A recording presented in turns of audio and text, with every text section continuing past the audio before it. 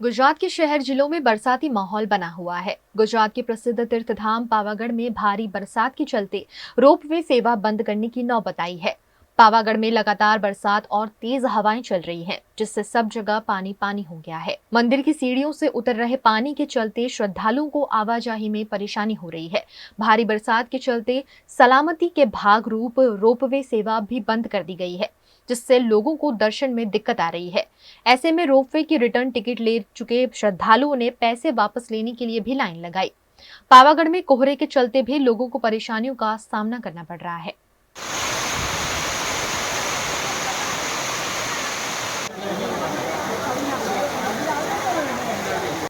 गुजरात के सूरत में भी लगातार बारिश हो रही है। तेज हवाओं और बरसात के चलते कई जगह पेड़ भी धराशायी हो रहे हैं, जिससे आवाजाही बाधित हो रही है। सूरत में कई जगह से पेड़ गिरने की घटनाएं सामने आई हैं। वहीं तापी नदी में भी जलस्तर बढ़ने से वियरकम कोजवे को बंद कर दिया गया है। उकाई के ऊपरी इलाकों में भारी बरसात के चलते उकाई डैम से पानी छोड़े जाने से तापी नदी में जलस्तर लगातार बढ़ रहा है। ऐसे में सूरत की जीवन डोर तापी पर बनाए गए वियर कम कोजवे को वाहन व्यवहार के लिए बंद कर दिया गया है।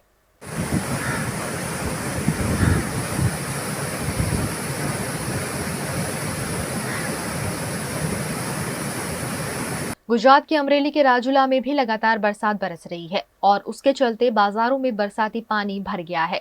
हर साल यहां के बाजार बरसाती पानी से भर जाते हैं, लेकिन पालिका द्वारा कोई ठोस कार्यवाही नहीं की जाती, जिससे व्यापारियों और शहरजनों को परेशानी होती है। ऐसे में नगर पालिका की कार्यवाही पर सवाल उठ रहे हैं। वडोदरा के सावली में भी लगातार बरसात हो रही है। ऐसे में सड़कों पर गड्ढे पड़ने की घटनाएं सामने आ रही हैं। सावली के भाटपुरा रोड पर पड़े गड्ढे में आइसर ट्रक पलट गई। सावली में जगह जगह बरसाती पानी भर गए हैं, जिससे प्री मानसून कार्यवाही की पोल खुल गई है। वहीं गड्ढों में गिरने से दुर्घटनाओं का दौर भी लगातार जारी है, जिससे लोगों में दहशत का माहौल है। सावली नगर पालिका सिर्फ टैक्स वसूली में ही सज्जन होने की बात भी यहाँ के लोगों में चर्चा में है। वडोदरा के शिनोर मालसर रोड पर भी बारिश के चलते अप्रिय घटनाएं लगातार सामने आ रही हैं। यहाँ शिनोर मालसर रोड पर नीलगिरी का पेड़ धराशायी होने की घटना घटी है, जिससे आवाजाही में परेशानी आ रही है। इस सड़क पर सेवा सदन कोड GB सब कुछ है। ऐसे में सड़क के बीचों बीच गिरे पेड़ के चलते वाहन चालकों को परेशानियों का सामना करना पड़ा। गुजरात के वडोदरा में खस्ताहाल आवास मुद्दे पालिका में बैठक का आयोजन किया गया और खस्ताहाल आवासों पर क्या कार्यवाही की जाए उस पर विचार विमर्श किया गया। वडोदरा में कई सरकारी इमारत खस्ताहाल हो चली है, जिस पर किस तरह से एक्शन लेना उस पर चर्चा के लिए स्टैंडिंग कमेटी के अध्यक्ष डॉक्टर शीतल मिस्त्री की अध्यक्षता में बैठक का आयोजन किया गया, जिसमें विभिन्न विभागों के अधिकारी उपस्थित रहे। खासकर जिन इमारतों को नोटिस दिया गया है, उन पर आने वाले दिनों में किस तरह कार्यवाही की जा सकती है, उस पर चर्चा की गई। વડોદરા શહેરમાં જર્જરિત આવાસ મુદ્દે ગઈકાલે બેઠક બોલાવી હતી. તમામ અધિકારીઓને અમુક ડેટા કલેક્ટ કરવાની સૂચના આપવામાં આવી. રાત્રે મોડે સુધી ડેટા આવવાની શક્યતા હતી, પરંતુ કામ વધારે હોવાથી અધિકારીઓ રિક્વેસ્ટ કરી કે કાલે બપોરે ડેટા આપીશું. ખાસ કરીને વડોદરા શહેરમાં કેટલા જર્જરિત આવાસો છે અને એમાં શું એક્શન લીધી અને આગામી સમયમાં શું એક્શન લેવામાં આવે, જેથી કરીને પ્રજામાં અસંતોષ ન થાય અને પ્રજા સુરક્ષિત અને સલામત બને. એ દિશામાં કઈ રીતે કામ કરવું, લોકોને નોટિસ આપેલી છે, લોકો નોટિસનો જવાબ નથી આપતા અથવા પોતે રિપેરિંગ નથી કરતા, તો આ લોકોને કેવી રીતે એ દિશામાં વાળી શકાય એ બાબતની ચર્ચા વિચારણા કરવામાં આવી. ખાસ કરીને વડોદરા શહેરના જે અલગ અલગ સ્કીમ હેઠળ આવાસો છે, ખાસ કરીને ગુજરાત હાઉસિંગ બોર્ડના લગભગ 5182 જેટલા યુનિટ છે કે જે જર્જરિત છે, એ કેટેગરીના છે. આમાંથી વધારે જર્જરિત થયો 2109 જેટલા આવાસ છે. એમાં કઈ સ્કીમમાં માનો કે મારુતિધામમાં એક્શન લીધી, લોકોએ કન્સ્ટ્રક્શન કર્યું, આપણે એમના ગટર પાણી કાપ્યા હોય તો છોડી દીધા. એવી જ રીતે કાલે તરસાલીમાં દિવાળીપુરામાં એક નોટિસ આપવાથી લોકોએ બાંયધરી આપી અને બાંધકામ ચાલુ કરેલ છે. કોર્પોરેશન કે રાજ્ય સરકારના ગુજરાત હાઉસિંગ બોર્ડનો કોઈ આશય ગરીબોને ચોમાસામાં બેઘર કરવાનું નથી, પરંતુ જ્યારે અવારનવાર નોટિસ આપવા છતાં કોઈ જાતનું રિઝલ્ટ ન આવતું હોય તો એક સ્ટ્રિક્ટનેસ બતાડવાથી લોકો એ તરફ વળતા હોય છે અને એ સિરિયસલી કોર્પોરેશન અને ગુજરાત હાઉસિંગ બોર્ડની ઈચ્છા પણ છે કે લોકો બેઘર ના થાય પરંતુ એમના મકાનો સુરક્ષિત રહે. પોતાનું મકાન છે, પોતાની માલિકીનું મકાન છે એનું કન્સ્ટ્રક્શન કરે એમાં કોર્પોરેશન કે હાઉસિંગ બોર્ડને કોઈ ફાયદો થવાનો નથી. એમના નાગરિકોને પોતાની સલામતી સુરક્ષા માટે આ નિર્ણય લેવાય છે. ગુજરાત ગ્રામ ગૃહ નિર્માણના પણ લગભગ 456 જેટલા યુનિટ છે અને એમાં પણ લગભગ 184 જેટલા યુનિટમાં વસવાટ આજની તારીખે ચાલુ છે. બાકીના 456માંથી 184માં વસવાટ ચાલુ છે, બાકીના ખાલી છે. એવી જ રીતે વીએમસીના ઈડબ્લ્યુએસ અને વાંબેના મકાનો છે એ પણ લગભગ 252 જેટલા યુનિટ છે અને ખૂબ જર્જરિત હાલતમાં છે. આ ફક્ત એ કેટેગરીના મકાનોની વાત કરી રહ્યા છે આપણે. ઉડાના લગભગ 720 જેટલા યુનિટ છે, આમાંથી 240 જેટલા યુનિટ છે જે ઉતારવા પાત્ર છે. 240 યુનિટમાંથી ફક્ત 48માં જ લોકો વસવાટ કરી રહ્યા છે. એટલે જ્યારે કોઈ એક્શન લેવામાં આવે તો 48 લોકો અફેક્ટ થાય એવું છે. गुजरात के वडोदरा में खस्ताहाल इमारतों को लगातार नोटिस दिए जा रहे हैं। इसी बीच हरणी के विजयनगर में इंदिरा आवास योजना में दुर्घटना घटी है, जिसमें बरसाती बारिश देखने आई महिला अचानक बालकनी धराशायी होने से बालकनी से नीचे गिर गई, जिससे उन्हें गंभीर चोट आई है। 45 वर्षीय नयना जाधव को इलाज हेतु एसएसजी अस्पताल में भर्ती कराया गया है, जहां उनकी स्थिति गंभीर बताई जा रही है। विजयनगर हरणी रोड इंदिरा आवास योजना નીકળ્યા હશે. ડૉક્ટર સાહેબે થોડું ક્રિટિકલ કહી છે, દાઢીમાં છે, અહીંયા હાથમાં છે અને હેમરેજનું કહી છે. सीटी स्कैन कराइए तो खबर पड़े। देश में अंग्रेजों के जमाने से चल रहे कानूनों की जगह 3 नए कानून भारतीय न्याय संहिता, भारतीय नागरिक सुरक्षा संहिता और भारतीय साक्ष्य अधिनियम 1 जुलाई से लागू हो गए हैं। इन्हें आईपीसी 1860, सीआरपीसी 1973 और एविडेंस एक्ट 1872 की जगह लाया गया है। कानूनों के लागू होने के बाद गृह मंत्री अमित शाह ने मीडिया को इन कानूनों की जानकारी दी।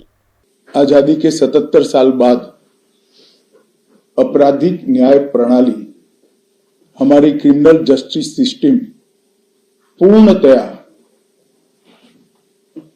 स्वदेशी हो रही है और भारतीय इथोस के आधार पर ये चलेगी।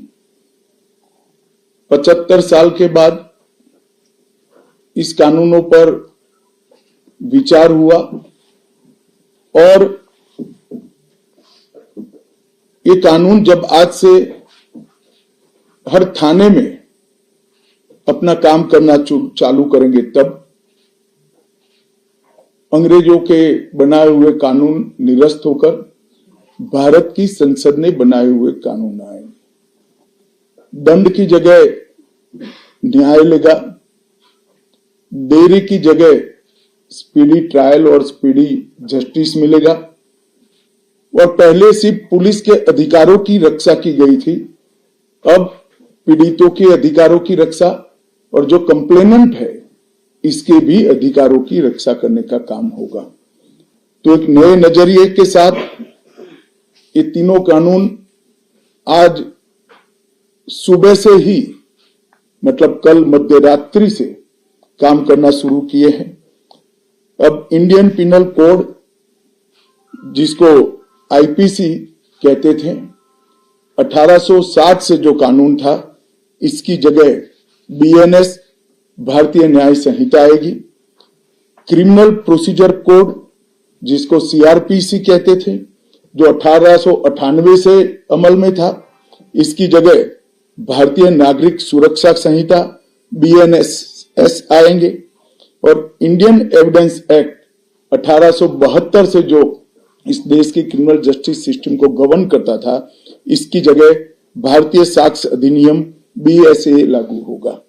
तो बीएनएस, बीएनएसएस और बीएसए के लागू होने से पूरी न्याय प्रणाली का आपराधिक कानूनों की पूर्णतया इसके अंदर हम कह सकते अब भारतीय आत्मा है। इसके ढेर सारे प्रावधान ऐसे किए गए हैं जिससे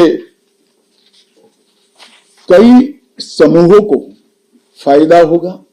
कई सारी दफाएं जो अंग्रेजों के समय से विवाद में रही, इसको हटाकर आज के समय के अनुकूल धाराएं जोड़ी गई है। और कई सारी ऐसी चीजें जिससे भारतीय नागरिकों को परेशानी थी, इसको उठाकर नए प्रावधान किए गए हैं। सबसे पहले हमने इसमें हमारे संविधान के स्पिरिट के तहत दफाओं की और चैप्टर्स की प्रायोरिटी तय की है।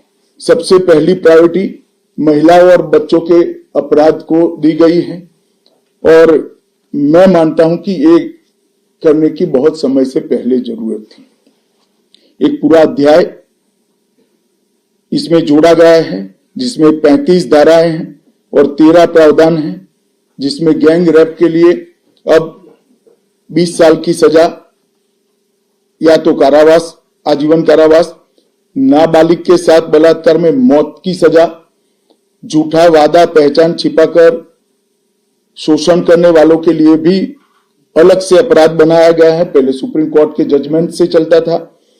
पीड़िता का बयान उसके घर पर महिला अधिकारियों की उपस्थिति में और अपने परिजनों की उपस्थिति में लेने का भी प्रावधान किया है और इसके साथ साथ ऑनलाइन एफआईआर की व्यवस्था से भी ढेर सारी उत्पीड़न का सामना कर रही महिला एम्बरेसमेंट से बच पाएगी, ऐसा हमारा मानना है।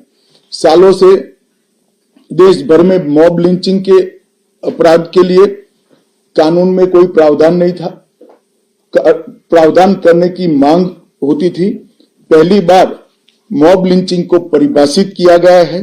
नस्ल, जाति, समुदाय, लिंग, जन्म स्थान, भाषा और अन्य कारणों से जो मॉब लिंचिंग होता है, इसमें 7 वर्ष के कारावास से लेकर मृत्यु की सजा और आजीवन कारावास तक इसके अंदर जोड़ा गया है। तो एक बहुत बड़े समय से जो मांग थी वो पूरी होने जा रही है। राजद्रोह एक ऐसा कानून था जो अंग्रेजों ने अपने शासन की रक्षा के लिए बनाया, चाहे महात्मा गांधी हो, चाहे तिलक महाराज हो, चाहे सरदार पटेल हो, सभी लोग यही कानून के तहत 6-6 साल की सजा काटे थे। इसी कानून के तहत केसरी पर प्रतिबंध लगाया गया था। वो अपने राज्य की सुरक्षा के लिए अंग्रेजों ने बनाया हुआ कानून था। राजद्रोह को हमने जड़ से समाप्त कर दिया है और देश विरोधी हरकतों के लिए नई धारा लेकर आए हैं। पहले सरकार के खिलाफ स्टेटमेंट देना गुनाह था, अब भारत की एकता और अखंडता को क्षतिग्रस्त करने के लिए ये कानून अमल में आएगा। तो आजादी के इतने सालों के बाद ये कानून में बदलाव हुआ है, जो एक बहुत बड़ा परिचायक है हमारे संविधान के स्पिरिट का। मैं आप सभी के सामने बड़े विश्वास के साथ कहता हूं कि ये तीनों कानूनों के पूर्ण स्पिरिट के साथ देश भर में लागू होने के बाद ये कानून सबसे आधुनिक न्याय प्रणाली का सर्जन करेंगे। टेक्नोलॉजी को हमने न केवल अपनाया है, आने वाले 50 सालों तक टेक्नोलॉजी में जो भी अनुसंधान होने की संभावनाएं हैं, ये सबको कानून के अंदर हमने व्याख्या के तौर पर समाहित किया है, जैसे आने वाले समय में भी जो अनुसंधान होंगे वो व्याख्यायित किए गए। ये विश्व की सबसे आधुनिक न्याय प्रणाली बनेगी, इसका मुझे विश्वास है। कंप्यूटराइजेशन की प्रक्रिया ऑलरेडी पूरी हो गई है। 99.9% थाने कंप्यूटराइज हो चुके हैं। ई रिकॉर्ड जनरेट करने की प्रक्रिया भी हमने 2019 से ही चालू कर दी थी। 0 एफआईआर, ई एफआईआर, चार्जशीट और जवाब, ये सभी डिजिटल होगा। किसी को बड़े बड़े जेरोक्स निकालकर करने की जरूरत नहीं है। 1 लाख पेज की चार्जशीट भी एक छोटे से पेन ड्राइव से जजेस के सामने जाएगी और पक्षकर्ताओं को दिए जाएगी। 90 दिन के अंदर इस कानून में पीड़ित को, जिन्होंने न्याय की गुहार की है, उनको अपने केस का प्रोग्रेस ऑटोमेटिकली ऑनलाइन भेजा जाएगा। हमने इसके अंदर 7 साल और उससे ज्यादा सजा वाले सभी गुना में फोरेंसिक की टीम की विजिट को कंपलसरी कर फोरेंसिक एविडेंस को कानूनी जामा पहनाने का काम किया है। मैं मानता हूं कि इससे बहुत फायदा होगा। दोष सिद्धि का प्रमाण हम बहुत आगे तक ले जा पाएंगे। साक्ष्यों की रिकॉर्डिंग और जांच पड़ताल में रिकॉर्डिंग की अनुमति दी है। वीडियोग्राफी को सर्च और सीजर के वक्त पर अनिवार्य किया है। जिससे किसी को फंसाने की कोई साजिश न हो पाए। ई बयान बलात्कार की पीड़िता का या छेड़खानी की पीड़िता का ई बयान को भी कानूनी माना गया है और कोर्ट में ऑडियो वीडियो के माध्यम से पेशी करने का भी प्रावधान हमने किया है।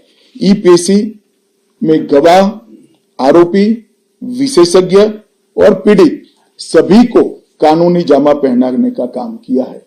इसमें जो फॉरेंसिक विजिट को अनिवार्य बनाया गया है, इसको हमने दूरदर्शिता पूर्वक काम कर नेशनल फॉरेंसिक साइंस लेबोरेटरी 2020 में बनाकर इसके लिए ट्रेन मैन पावर का सर्जन का काम ऑलरेडी कर चुके हैं। मुझे पूरा भरोसा है कि 3 साल के बाद इस देश में हर साल 40,000 से ज्यादा ट्रेन मैन पावर का फोर्स हमारी कानूनी क्रिमिनल जस्टिस सिस्टम की सेवा में उपलब्ध होगा। कमीशन का रेशियो इसके माध्यम से 90% तक ले जाने का हमने प्रावधान किया है और फॉरेंसिक इंफ्रास्ट्रक्चर को बढ़ाने के लिए अभी हमारी कैबिनेट ने निर्णय किया है और 9 राज्यों में फॉरेंसिक साइंस यूनिवर्सिटी के कैंपस खोले जाएंगे और 6 सेंट्रल फॉरेंसिक लेबोरेटरीज को भी हमने करा है। ये कानून विक्टिम सेंट्रिक है। पहले दिनों तक किसी को पुलिस ले जाती थी, परिवार वालों को कोर्ट में आना पड़ता था। अब हमने कंपलसरी किया है कि हर थाने में रजिस्टर होगा और ई रजिस्टर भी होगा कि कौन सा अपराधी पुलिस की कस्टडी में है, जिससे हेबियस के माध्यम से कोर्ट में नहीं जाना पड़ेगा। तलाशी और रेड दोनों स्थिति में वीडियोग्राफी की जाएगी, जिससे पुलिस के अधिकारों का दुरुपयोग न हो पाए।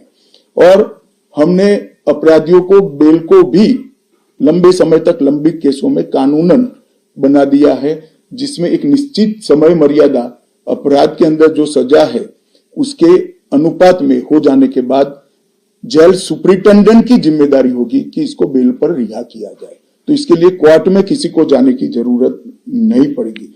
इसमें विक्टिम को अपनी बात रखने का मौका मिलेगा, इंफॉर्मेशन का अधिकार मिलेगा और नुकसान के लिए क्षतिपूर्ति का भी अधिकार पहली बार भारतीय कानूनों में हम करने जा रहे हैं। 0 FIR, विक्टिम की FIR की प्रति की निःशुल्क प्राप्ति और 90 दिन में जांच का रिपोर्ट देने से इससे बहुत बड़ा फायदा होगा।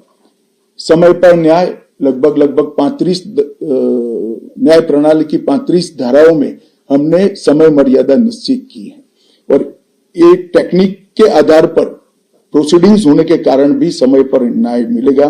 3 दिन में FIR दर्ज करनी है, 7 दिन के भीतर जांच रिपोर्ट पीड़िता के सार्वजनिक करनी है, 7 दिन के अंदर ही अपराध तय करने हैं और घोषित अपराधियों के खिलाफ 90 दिन के अंदर मुकदमा कायम करना है और आपराधिक मामलों में मुकदमे की सुनवाई के बाद ज्यादा से ज्यादा 45 दिन के अंदर जजमेंट की घोषणा करनी है। तो कई जगह पे हमने समय को कम कर बाध्य कर हमने जल्दी से न्याय मिल पाए इस दिशा में काम किया है।